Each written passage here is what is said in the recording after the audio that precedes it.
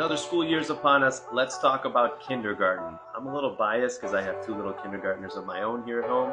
I think kindergarten is the most fun grade level to teach. This video is going to be geared more towards my fellow PE teachers, other specials teachers like art and music, but I'm going to share some things that I think are universal. If you're a teacher who works with kindergartners, hopefully you can get something out of this video. Number one mistake that I see teachers and coaches make with kindergartners is failing to account for the fact that these little kids don't know much of anything. That's not being mean, that's just stating facts. They don't know much. Maybe they went to preschool. Maybe they have some idea of how to do school. Maybe they know some colors, numbers, and letters, but you can't assume that. When you're planning your lessons and activities, you have to assume that they don't know much of anything.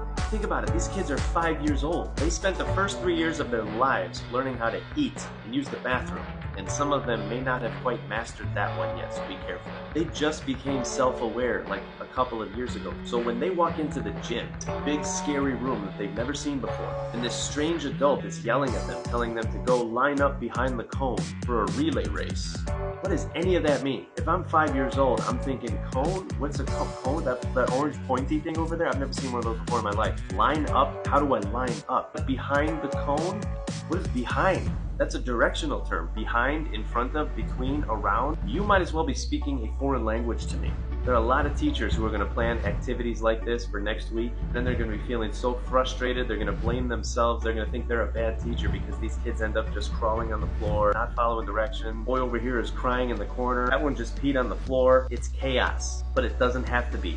Make it more simple. When my kindergartners first show up at my doorstep, we're not doing any games. What we're gonna do is we're gonna go on a little tour of the gym. I'm gonna give simple directions like, boys and girls, put your feet on the black line. I'm gonna show them where the black line is because some of them might not know what a line is and they might not know their colors. I'm gonna do this with all the lines on the floor. I'm gonna show them all the different walls. There's the big screen where I sometimes show videos. There's the bathroom. There's the drinking fountain. By the way, my name is, they're going to learn my name, and I'm going to try to learn all their names.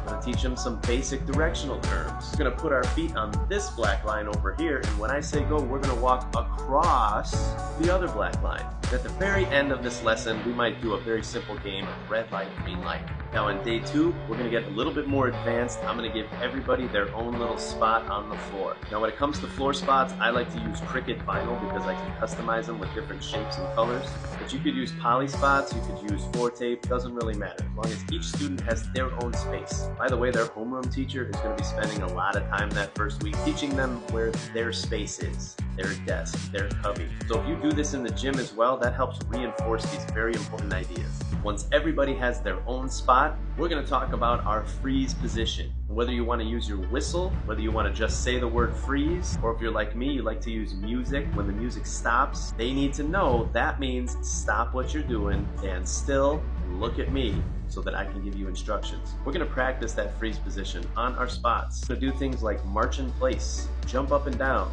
do a little dance, spin around in circles, over and over again until they understand what that freeze position looks like. By the way, while we're doing these activities, I'm constantly narrating.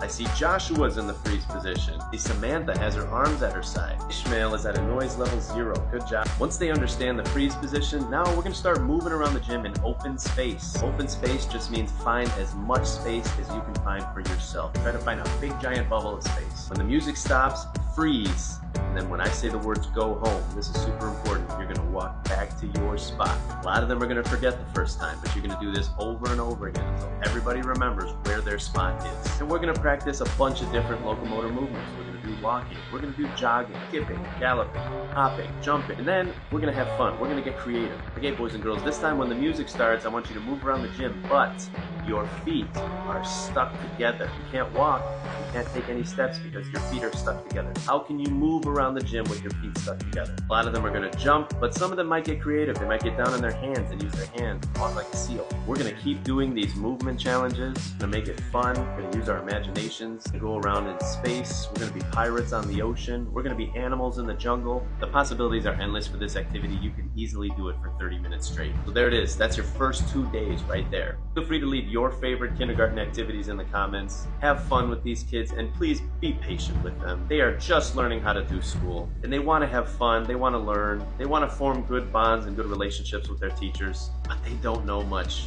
So be patient with them. Be patient with yourself too. Have a great school year, everybody.